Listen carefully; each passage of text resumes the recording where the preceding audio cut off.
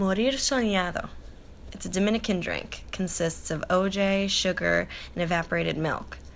It's a strange name for a drink because roughly translated in English, it means die dreaming. As a child, I spent every waking moment and sleeping moment dreaming. Living in a small country town in Dutchess County, New York, made that possible. I spent hours in the summer making nature soup, singing to the trees, pretending that I was Maria from The Sound of Music, making forts out of branches in the woods beside my house. This made nature my home. I moved to New York City when I was 17. Currently at age 21, this town is still my place of residence. At the very top of Manhattan lies Inwood, New York. A neighborhood once occupied by those of Irish descent in the 20th century, the neighborhood is now a majority of Dominican immigrants. This is where I live. Starting at Dyckman Street, ending at 215th Street, this neighborhood is a far cry from my childhood Green Mountain home.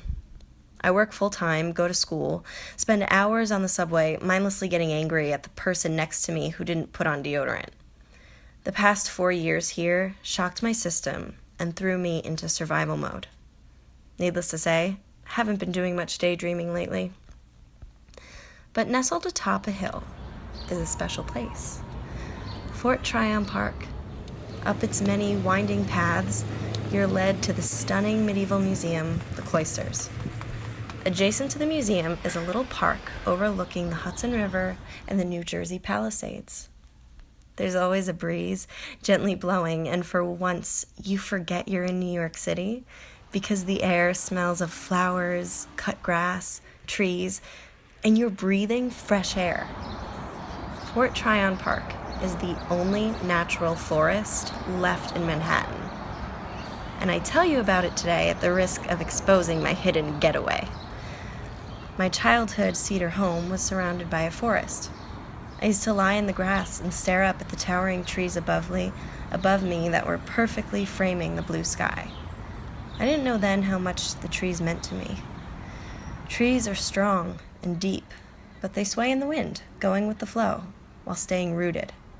They change colors, they give off oxygen, they provide a shady spot from the sun, or a fun place to climb and hide in its branches. Fort Tryon reminded me of my home because of the trees. I'll often grab a book and sit under the natural awning of the leaves, completely forgetting where I am. Lately, life has thrown more difficult challenges my way. I became hopeless and sad. And then I went back to the trees. I went back to the flowers and to the water, and I walked barefoot in the grass, and I was revived. Fort Tryon is not a tourist spot or famously well known, and I hope that it stays that way. There's a familial feeling within the park.